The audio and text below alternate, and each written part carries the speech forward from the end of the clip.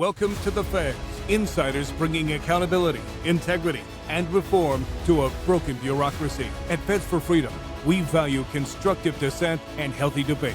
The views and opinions shared in today's episode are those of the speaker alone and do not express the views or opinions of the U.S. government or any other employer. Welcome back to this week's episode of The Feds. I am Stephanie Weidel with Feds for Freedom. Before we begin today's episode, let me encourage you to subscribe, like, and comment on all our social media and podcast platforms. Thank you all so much for those who tune in on a regular basis and to those who share it with their friends. Today, we have a special guest who brings a different perspective to the podcast. Ryan Weaver is a popular Nashville country music singer, a former military intelligence analyst, and chief warrant officer. Ryan used his extensive social media platform to bring to light many COVID narrative inconsistencies he saw and to help individuals and organizations, including Feds for Freedom, in the medical freedom fight. Welcome, Ryan. It's good to see you. I appreciate you taking me on. So you were in the military. Tell us your job. Entered in the Army straight out of high school as an 18-year-old, as a military intelligence analyst for all you military folks that are watching. Back when it was a 96 Bravo, then it changed over to 35 Fox, but transitioned as a staff sergeant went to Warrant Officer Candidate School in 99, 2000, and became a warrant officer and went through flight school right after that and became a Black Hawk helicopter pilot, retired as a Chief Warrant Officer 3. I saw that your family is a two Gold Star family. What happened there, and how has it shaped your career? So my brother Aaron and I were deployed to Iraq in 2003, 2004, and Aaron was a cancer survivor, non-deployable, got a waiver to be deployed, but he had to get bi-monthly blood screenings for that cancer, and he was a passenger in a medevac helicopter on the way to one of those bi-monthly blood screenings when it was shot down. He was killed in action, which unfortunately gave us our first Gold Star as a family. And then my brother-in-law, Randy Billings, who was one of my students, actually, before he went to flight school when I was a TAC officer at Warrant Officer Candidate School, at Warrant Officer Candidate School. He was piloting a Black Hawk in Afghanistan on a reconnaissance mission, and Al-Qaeda had set up an IED on a mountainside next to a cell phone tower, and it blew the tail boom off of his aircraft, and all but one person. There was actually a person ejected at the top of the mountain, rolled down 500 feet of mountainside, and he was also killed in action. We became a second-time Gold Star family. I'm so sorry. So what caused you to leave the military and to go into the music business? Well, you know that saying, don't let the door hit you where the good Lord split you. But I was running out the door by the time it was my 21 years almost. It was 20 years, 8 months, and 7 days. I could give you the hours if I can remember when I raised my hand. But 20 years, 8 months, and 7 days, I had been pursuing my music career in Aaron's honor after he was killed in action in 2004. I started pursuing a music career on active duty on the weekends and had a great commandant that supported what I was doing as well. But I started pursuing music in 2006, after entering the military idol competition that we had across the military back then, and which I think may have been in 2005. It was the military idol was 2005, but then I started doing the club scene, the bar scene, and then moving to festivals, and eventually, 7 months after my first show, I opened up for Blake Shelton. Was it Blake Shelton? It was Blake. No. Montgomery Gentry and Trace Adkins were my first opening acts, major opening acts like that, and just racked up a list of artists, big name artists that I got to open up for with no song on the radio, nothing actually recorded at the time, and was traveling back and forth to Nashville to network and try and get into songwriting and meet folks pretty much every other weekend if I wasn't doing a club show or something like that. And then in 2012, it was time to go and move to Nashville full time and chase the dream. Wow. So you have a very strong social media presence, and that's what brings you on the Feds today. Right on. Federal employees here. But you used your strong social media presence to speak out about the COVID narratives. What were some of the biggest pieces of information or biggest stories that you put out there that you can recall that kind of got you censored? Um, there was so much. I can't tell you the number of times I got censored and got banned because of putting out contextual, factual information. Because it seems nowadays, due to people's political leanings, they like to cherry pick their own facts to create their own reality that fits the narrative they've been sold, which now we know has been bought and paid for by That's our own government. Um, which it always has been, but now everybody knows it because it's out there in the public. But yes. frontline doctors' information about vaccines, frontline doctors' information about mask mandates, about social distancing, about the damage they were causing to our children by not allowing them to have a social life for the amount of time that they did when it's imperative for a child's development at a younger age to be around other children or at least to be socializing with other folks when they said that the only way for us to get through this is for you to get a vaccination and masks work. And I was getting all of this information from peer-reviewed studies after peer-reviewed studies after peer-reviewed studies that contradicted that information. So I started presenting that information on my social media platforms because I would say I'm a conservative, but I am more of a libertarian than I am a conservative. Get the government out of my life. Although I do have to say, and I will be straightforward with everybody out there, my military retirement check doesn't suck. I can if we want. So you were an actual intelligence analyst, and so Mhm. you were taught to take the information that you were given not just at face value, but to go deeper, and that's what you were bringing to your people on social media. Yeah, I mean, for me, my job as an intelligence analyst, it was ingrained in my psyche to question things, to question what the enemy's doing, question all the information that's out there, because my job was to recommend the next course of action as an intelligence analyst to the commander. That's what I was supposed to do. And if I only gave him one side of the story or her one side of the story in that, I would be failing at my job. So it was ingrained in me to question what was, anything that's presented. And I don't care if it's a conservative point or a liberal point or whatever point it is. I want to make sure that I've got all the facts as much as I can find before I'm presenting that information so people can make an educated decision with contextual fact as opposed to a narrative that's going to, skew their opinion in a direction that comes from ignorance. As we were talking before I came on here, Democrat politicians rely on ignorance and laziness. Now, ignorance is not a bad thing. It means you just don't know. It means you don't have the information. It means that you haven't done your research. Well, the laziness comes from that. So, a lot of people I like to call willfully ignorant. They don't want to do their own research because they're lazy and they would rather somebody just tell them what to do as opposed to taking different sides of the conversation, putting them all together to form, their a genuine, real life picture of what's happening. We've heard that term here on the podcast before, willful ignorance. Brad Miller of the Declaration of Military Accountability was talking about that within Mhm. the senior military ranks. A lot of willful ignorance happening there. So, Oh yeah. Ryan, you actually have been discussed on our podcast before when we had Nate Dressel of Mhm. Frontier Coffee on our show. So he was a National Guardsman, and there was a story that was put on your social media page showing the number of Green Berets, was it in Texas, that were vaccinated or unvaccinated.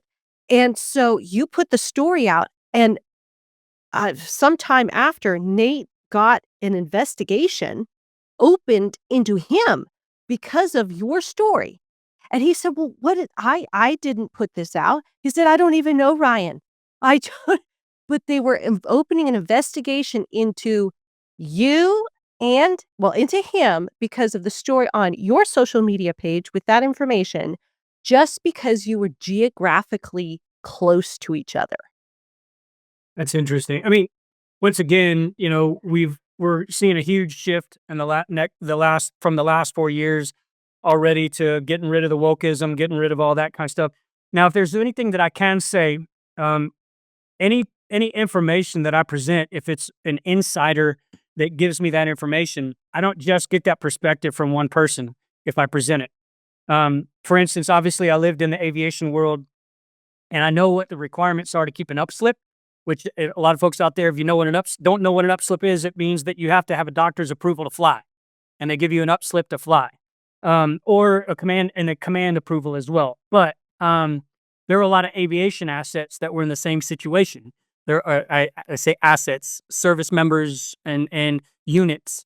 They were in the same situation. There are a lot of folks that were seeing vaccine injuries out there. They were seeing, I mean, I don't know if you remember this or not, but the head flight surgeon for the United States Army was seeing a massive increase in heart instances in aviators in flight school and around the United States as well, but a lot of them in flight school. Young kids, when you're talking 18 to 25-year-old kids coming in with heart problems and myocarditis and all those things.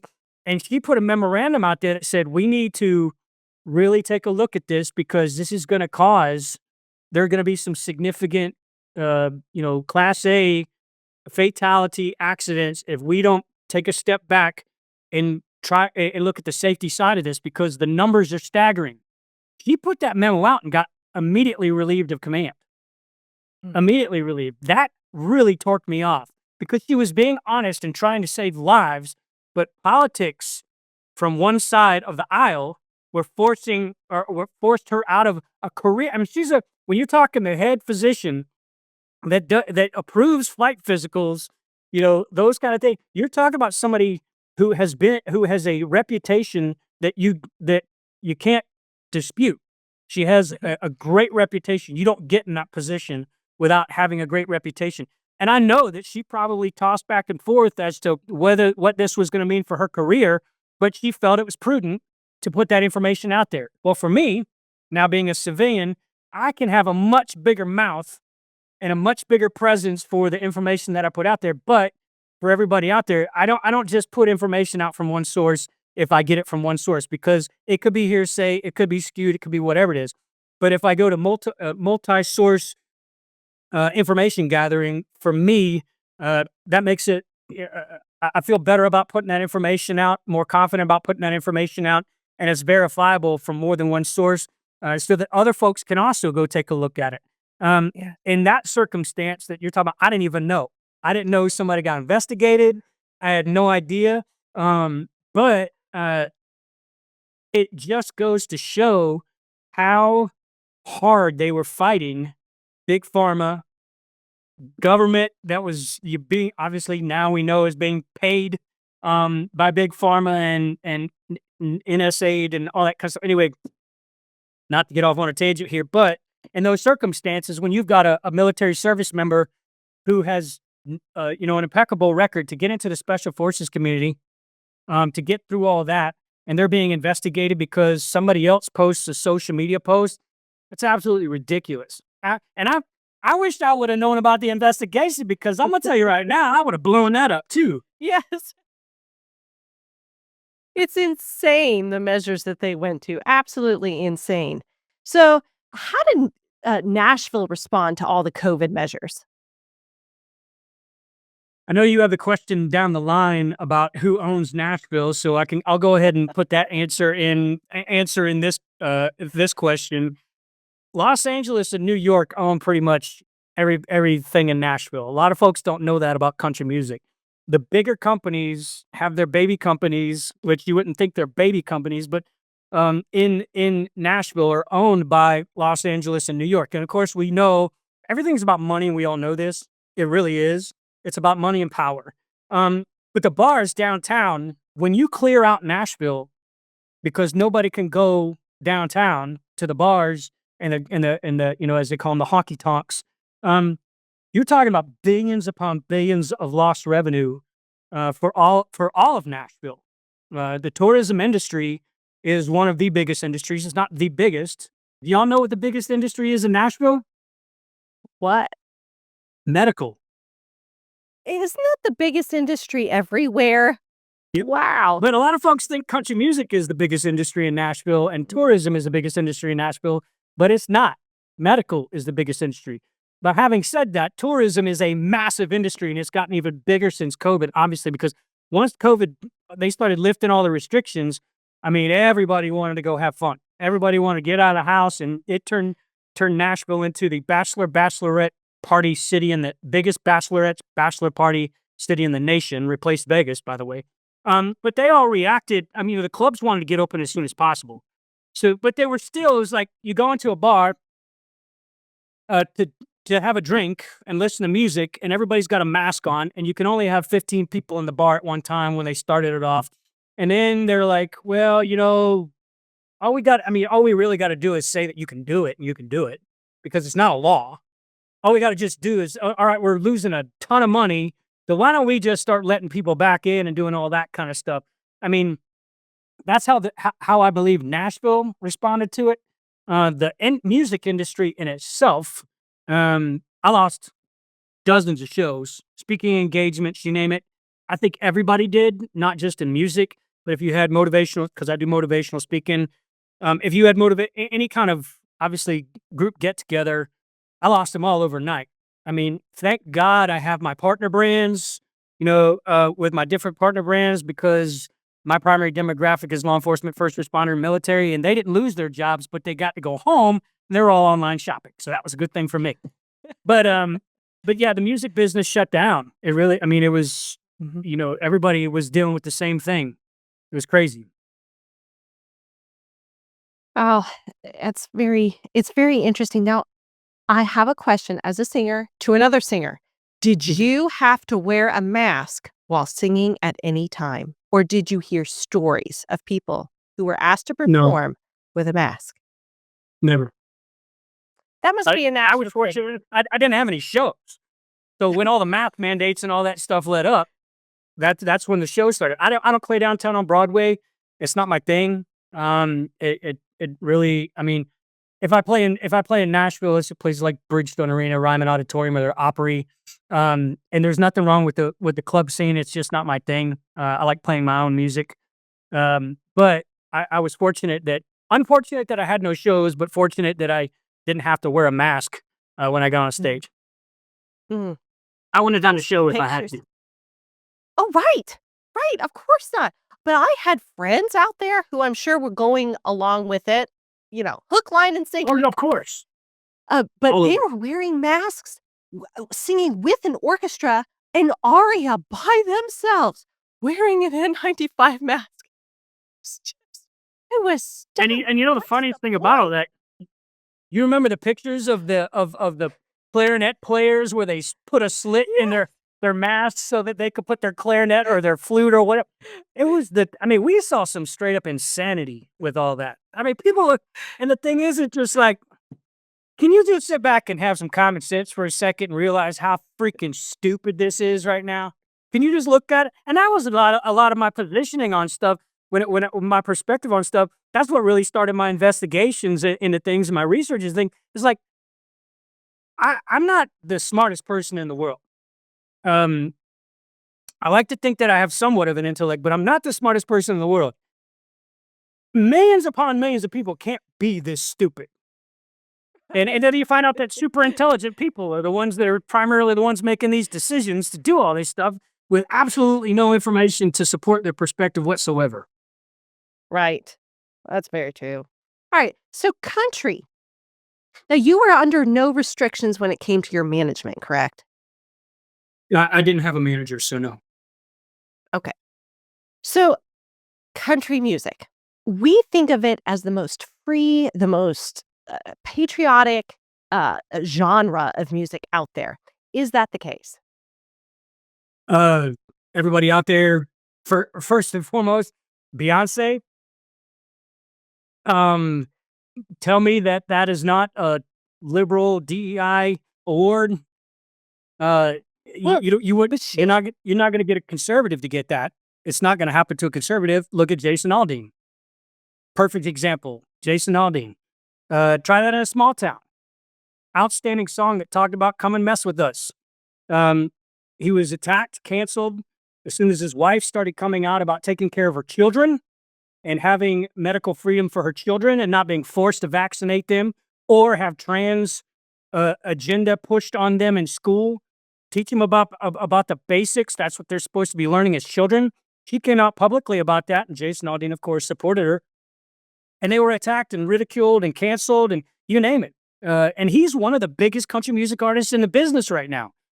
So if you can imagine something like that happening to him, who is, 1,000 people come to Nashville a day with a guitar and a dream, and 1,000 people leave Nashville a day with an empty guitar case because their dreams got shattered and they had to sell their guitar to get home. Jason Aldean's at the top of that list, and he's making millions upon millions of dollars for his record label, his management, all the folks that are involved in his team.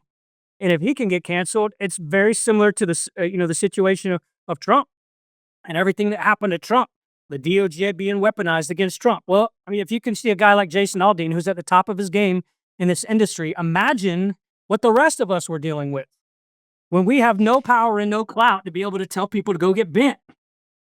Now, was that the country music scene that was canceling him, or was that just big tech canceling him? All of it. All of it, yeah. I mean, So he's making even enough money for his record label. His record label's not going to drop him. If his albums are selling, which Try That in a Small Town went #1. If his albums are selling, the music business is not the music passion. It's not the music I love this. It's not the music anything but music business. A lot of folks don't. I mean, if they're not making money, you're not putting meat in seats, and you're not selling albums, you get dropped. And he could do both, and he continued to do both, which gave him a much bigger megaphone to be able to speak his truths about. And I shouldn't have said that because that sounds so liberal. I want to speak my truth. But he was speaking the truth for Americans about what Americans, country music fans, are all feeling. We're all feeling at the time. It's hard to cancel somebody at his level, but shadow banning, being attacked on social media from the left and the right, from the left, you name it. He had to deal with all that stuff. And I applaud him for standing his ground, because it gave a lot of folks like me, but folks like me, it gave them a lot of inspiration to speak out as well. Yes. Now, COVID, was it just a blip in the country music response, like in the country music patriotism? Like, because again, we think of it as very patriotic, very freedom-minded, but was COVID just a blip in that? Or was it not as patriotic and freedom-minded as we had thought to begin with? Is You it can go still back to the truly? BLM riots. You can go back to all that kind of stuff. And Try That in a Small Town was based off the BLM riots. So it was happening before. Obviously, it's amazing that we didn't have any riots or anything like that during Biden's 4 years, because they're not going to pay to make him look bad, but they've got the funding to be able to try and make Trump look bad. So that stuff happens. But then you get folks like Jason Aldean who speak out with Try That in a Small Town. I have a song called "He's Still Your President" with Chad Prather that we put out there, and you would think that country music of all places, Try That in a Small Town, go back to the Hank Williams Jr. days and the Charlie Daniels days of Devil Went Down to Georgia, and what's the Willie Booger Swamp song he's got? It's blanking my mind right now. But the Charlie Daniels vocal folks of being patriotic, those guys are uncancelable because they're at the level that they're at. But the rest of us are not. I mean, that really is what it boils down to. When you have an icon like Charlie Daniels who's speaking out against it, what are they going to do? His demographic and the people that he's selling albums to and putting meat in seats are all going to still show up to his shows, and they're not going to cancel him. But if you went on social media and saw what was happening on his social media, he absolutely was being attacked from from the left. It was insane. So as far as the patriotism is concerned, I think in general, a lot of folks really appreciate country music fans appreciate patriotic music. But when you have extreme left liberals owning the companies that are deciding what songs are going to get put out on albums, it tends to filter those kind of songs out. Mhm. Now you have your own story, your Get Up song. Do you want to talk about that? Absolutely. Now that I'm not working with the PBR, but I absolutely respect and admire every single person that I worked with in the professional bull riders. But the PBR is owned by IMG, and this is probably something. I'm 52 years old now. My chances of getting back in arenas and doing all that stuff anymore are already slim, and I'm fine with that. But I toured.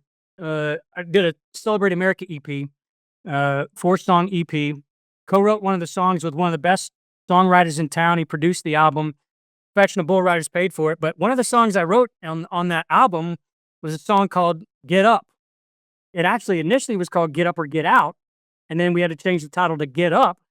And then when it came time to perform in T-Mobile Arena in Las Vegas to replace Steven Tyler as the headliner at the World Finals there in Madison Square Garden was my first show in 2017. Yeah, 2018. First show in 2018 was Madison Square Garden. They didn't want me to perform "Get Up" in front of the crowd because they were afraid that they were going to offend folks, and IMG was the decision maker on that.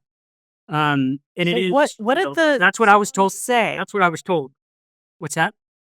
So what did the song say, and how was it taken? Hey, all you evermore why don't you- malcontents, we know you got.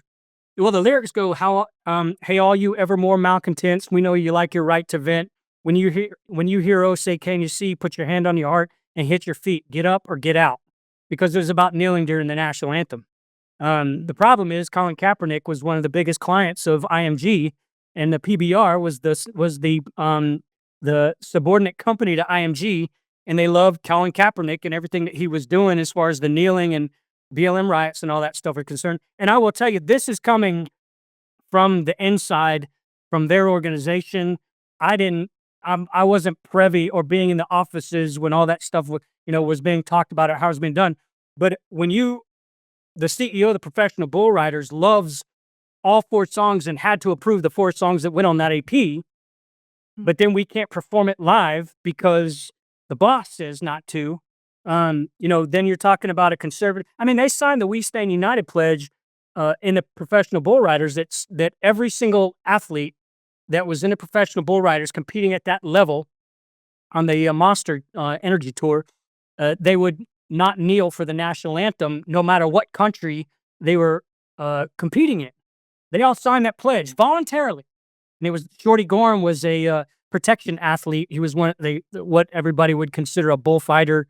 They call them protection athletes, but he was the one that initiated that We Stand United pledge because he's just super patriotic. But the Western culture is that way, and they don't care what people think. They really don't. The real all the Western culture.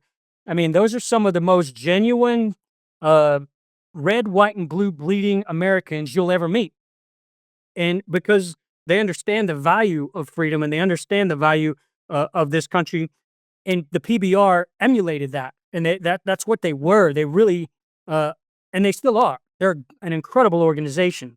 But the bottom line is, if the boss is telling you that you can't do it, or that you're not allowed to do it, or they're going to cancel the whole thing, not their events, but me being involved with it, it was my choice to, obviously, my choice to continue with that.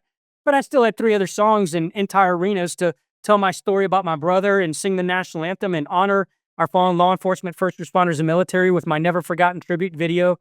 I mean, it was an amazing experience to get to do. But the second World Finals that I performed at in 2018, at the end of 2018, I only performed outside, and I had a feeling, and with exception to going over to Australia for a couple shows, based off of the way my contract was ending after that show with them, they weren't discussing renewing the contract for another year. They go through different artists for entertainment. I was fortunate to go for 2 years as opposed to 1. No, this was 2019. Yeah, it was 2 years after that.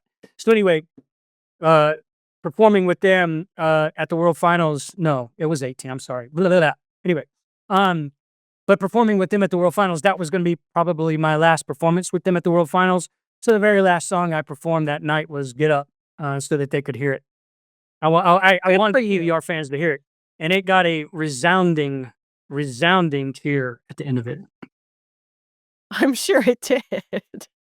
Okay, so what other insights into the music business can you tell us that folks like us wouldn't normally know, or even specific to the country music business? I mean, I think we kind of, are hashed out a lot of the things that folks really wouldn't think about country music because they think it's a bunch of rednecks and my people, rednecks and white trash and whatever down in the South listening to country music. And you would think that it's incredibly patriotic, that stand up for America, America first, proud Americans. I mean, God bless the USA is one of the biggest country music songs of all time.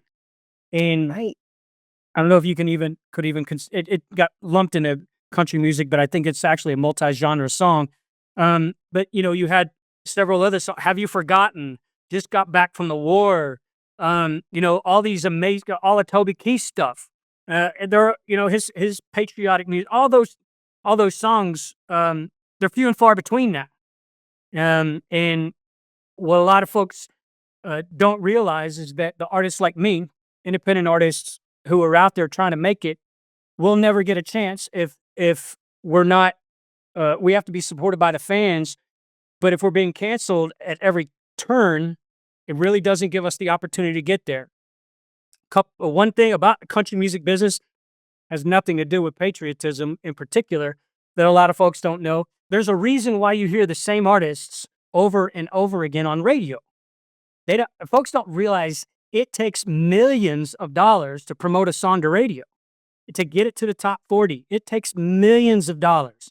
Now, when you're talking radio play, top 40, that kind of stuff, there are a lot of folks who have figured out how to crack the code as far as online sales and social media sales, but those kind of avenues didn't necessarily exist, 10 years ago, or TikTok was not around. A lot of folks are getting signed off of TikTok now. It's the thing.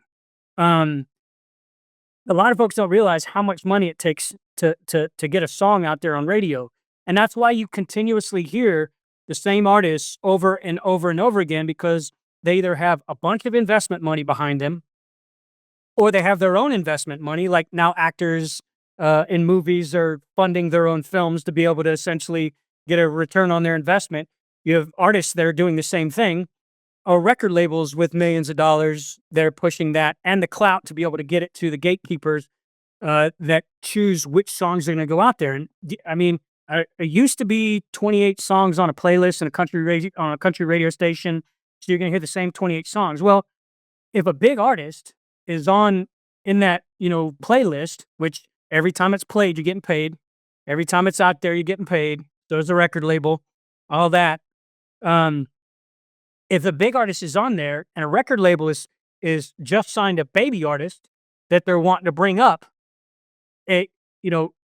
somebody has to be replaced in that 28 artist list. Somebody has to be replaced. And that's how it was running when I was trying to promote to radio back in the day. Now everything's Spotify and 0.007 cents a stream and all that. So radio still is king, but it's slow. I mean, quickly being replaced by streaming because nobody buys albums anymore. So the point that I'm trying to make after this long diatribe that I just went through is how much money you have and who you know in Nashville is what makes you successful. Passion will keep you there when you're down and out. Your passion will keep you there, but who you know and how much money you have in Nashville is what's going to make you successful and stay in Nashville. Because once again, it's the music business. Anybody out there that has to sell a product, anybody out there that sells a product from like shirts or hats or whatever it may be, anything like that, any kind of product, that it takes money to market that product. It sometimes takes a lot more money to produce make the product, but even more money than that to promote that product. Well, if you don't have folks that or the money to be able to promote that product, you're not selling anything and you're not putting meat in seats. So you're not going to be successful. Yeah. So a lot of folks out there don't know how songs are done, completed, along with music videos, how they're done or completed. I could give you a quick rundown of the whole process. a lot of folks have no idea how this happens. First and foremost, uh, the vast majority of the larger artists that are out there don't write their own songs. They have a group of people that write songs for them. Publishing companies, songwriters in Nashville are the most powerful group of people. They really are. Because without a song, an artist is nothing. Think about that. So you get, let's say, for instance, my song Burn. You folks want to watch a music video, it has two of the real Benghazi heroes in the music video that actually survived the attack in Benghazi, John Tigan, Tig, and Chris Paranto, Tonto. They're actually in the music video with me. We honored my two brothers and the four Benghazi killed. That you're seeing a final product music video that I had to self-fund. That's the end of it. So let me go back to the beginning. I sat in a room with one person with a guitar, and we wrote, actually, I think we wrote it on my couch. We wrote that song together. So you have two people that wrote that song. The song gets registered for tracking, and each one of the writers get a share of the royalties that come from your PRO. I'm on with BMI, ASCAP, all those organizations. I'm with BMI, but as long as registered with BMI, two writers are on that, and then you get your you can add your publishing to it. That's where the royalties come from, right? So then you got to pay to have the song made. And in town, you can get it for super cheap, but if you want a radio quality to compete with the rest of everybody else, or you want to have some sort of clout to go with a song, you want to get a producer that has a name. I mean, songs can cost anywhere from, if you want to do it on the cheap and get essentially a demo, you could pay $500 for a song if you want.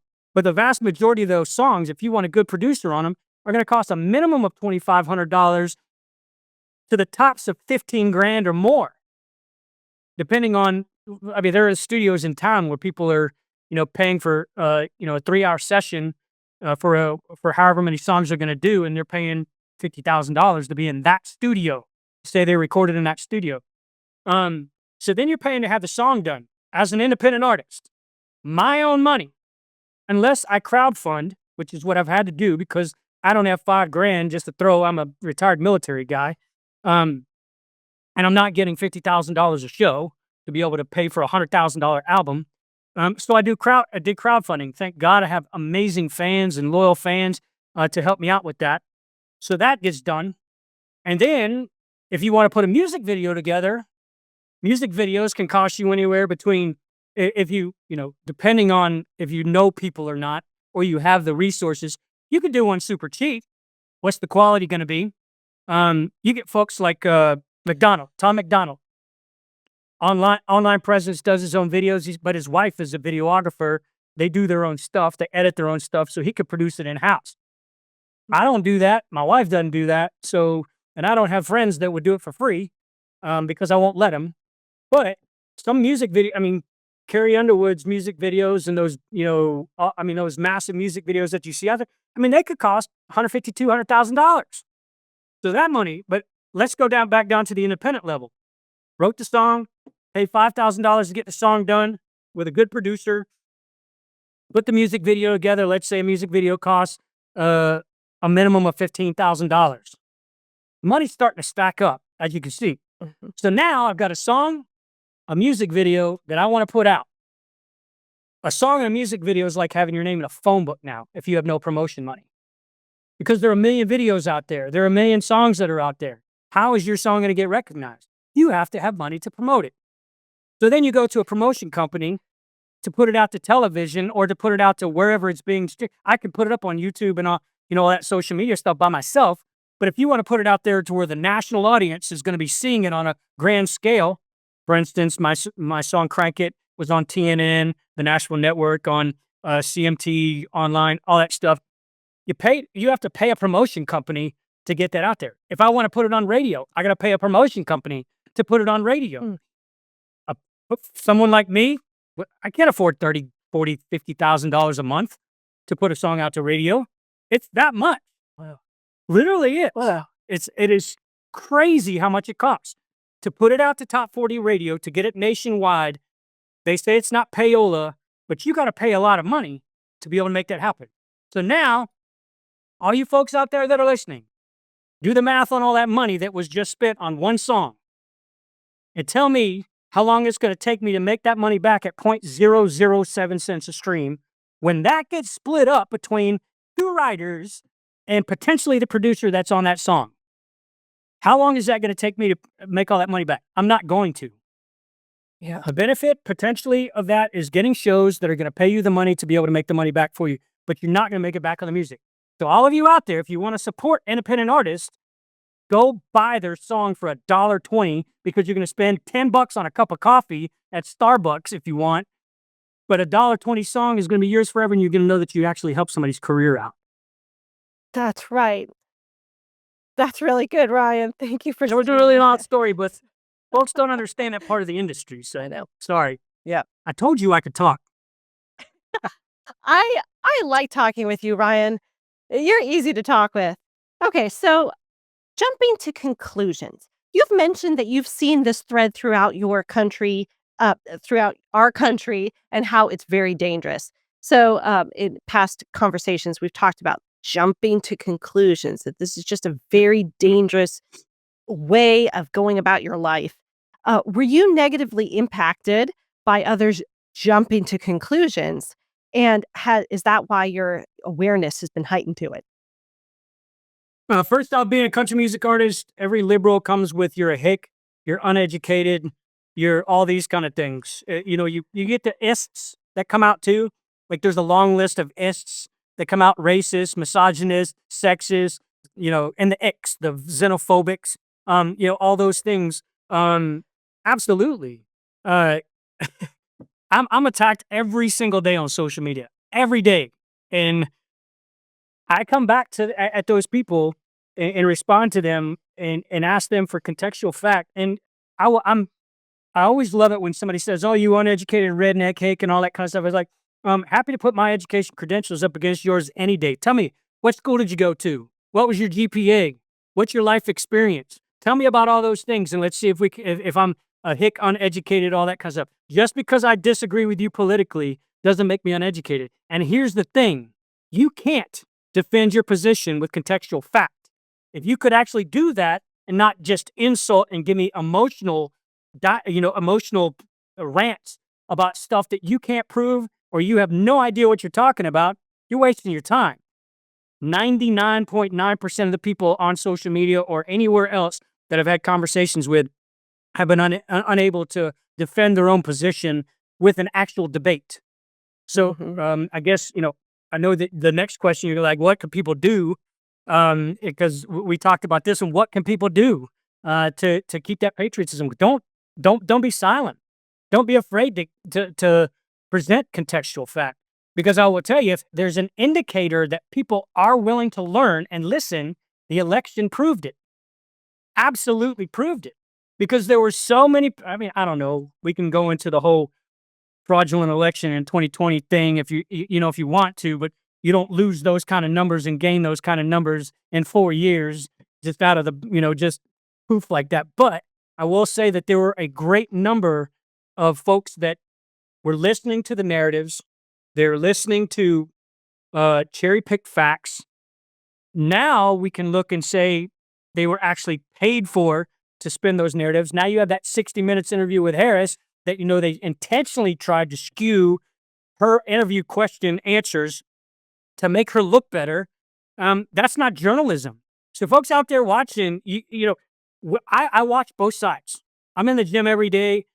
I watch CNN on one television and I watch Fox on the other side because they're both there. And then you got C-SPAN right in the middle. There is no way that you can take all of the facts of a story or a situation or something that Trump said or something that's being done by Doge or whatever it is and have 180-degree coverage the opposite if it's not bought and paid for. Yes. On either side. I'm not going to bust on Fox, but straight up, you're not going to, they're bought and paid for too. They are, and they say they're an entertainment network. But so go out. It's entertainment for sure. Oh, it definitely is. So my advice to everybody out there, empower yourself to have a voice.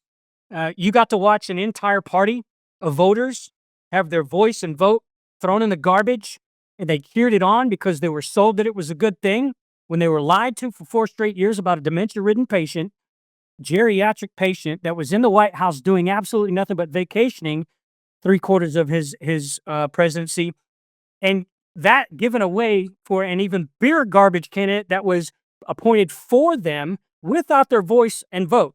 That's one of my biggest responses to folks when they come at me. Hey, you guys supported failure. You accepted that you were lied to. You cheered on when your voice and your vote were thrown in the garbage for an even bigger garbage candidate. You have no moral foundation or intellectual foundation to argue from unless you come at me with contextual fact. So do your own research. Don't be lazy. Hit them with contextual fact, and you're going to win the discussion every single time. That's excellent, Ryan. You answered my question for me. And if Oh, sorry. if American citizens can do one thing to combat the corruption, what would it be? And you're saying, speak out. Absolutely. There's no reason why I mean, I guess obviously if people are worried about losing their jobs and all that kind of stuff, just like they did during COVID and the vaccine stuff and all that. But I'll give you resist. I'll give you another real quick story. I was traveling on a regular basis when the mask mandates were still in effect on airlines. I think you and I talked about this on the phone. It was a requirement to get through TSA and to get on the plane. You had to have a mask on. I got a guy named his last name's Ferris, but he traveled for a living and was a Black Hawk crew chief, and he actually just won a settlement from the airlines because he had doctors' diagnosis of claustrophobia and PTS or whatever it was. There was something else, claustrophobia and something else, anxiety, extreme anxiety. If he had his face covered in close proximity, they have to wear some. I don't think he has to wear like the armor masks that we wear in the military to fly in the civilian world. But he won a lawsuit for that. I would go through TSA with my mask on simply because I had to get on that flight to fly. And as soon as I went through TSA, I took my mask off in the airport. And I would go into the American Airlines Club. I had a lady stop me once and I said, "You can't enforce this. Bring your manager here. You can't enforce it. It's a mandate. It's not a law. It's not a requirement. It's not an enforceable thing unless you guys want to get sued. I'm coming in this club to get a drink and have something to eat because I paid for this. This membership. And then I would go to get on the plane. I put the mask on, and because I had to fly. Those were the entire time I was in the airport. There were many times I never saw somebody else without a mask on, but nobody ever said anything to me. The videos that you were seeing out there are taken out of context of somebody being arrested in an airport because they're not wearing a mask or something like that. Nobody knew the situation that led up to when you got to see them being arrested. You only got to see them being arrested. So you don't know the full facts about it. A lot of people presented, situations that they saw, and they said, just to let you know, like that video that you're seeing that's viral all over social media, the dude was about to attack another person in the airport. And when he had his mask on, and then when he was about to attack that person with his mask on, the cops came up to him and he just happened to fling his mask off because he was throwing a temper tantrum in the airport. But those were conservatives putting this out, by the way. People are getting arrested in the airport for not wearing a mask. Well, that wasn't even the truth either. So, like I said, go back to it again. Don't sit back and allow people to just tell you what to do with no facts or information to be able to refute that. But make sure you take the time to do that and resist it. Am I saying that you need to be violent or anything like that? Absolutely not. I don't condone that. But I walked through the airport with no mask on for the entire time there was a mask mandate, and I was traveling every Wednesday and Sunday for almost 4 straight months. So I never got stopped. No one ever said anything to me about it. And the thing is, I could see the look on people's faces when they were looking at me. They're like, plus I have this, the RBF. I don't know if I should say that. I look like I'm mad when I'm not smiling. Oh. So anyway, I look, and I'm not necessarily an approachable person when it comes to that, I think. But nobody ever said anything to me. I was seeing looks like, man, maybe I could do that. You know, it was the right thing. Not just because I was told to do it, but the facts didn't support the reason why we were doing it. And then you come to find out that all of it was made up. 6-foot distancing. Where'd that come from? It was made up. Masks. Well, I mean, it's like throwing a droplet of water through a chain link fence when it comes to COVID. You know, it was all lies. So question it, stand up for your rights, make sure that you're always vocal, and you can't go wrong. Ryan, this has been a really fun conversation. Thank you so much for joining me today. Thank you so much for having me on. Thanks so much for tuning in. Please like, comment, subscribe to, and share our podcasts. I'll see you next week.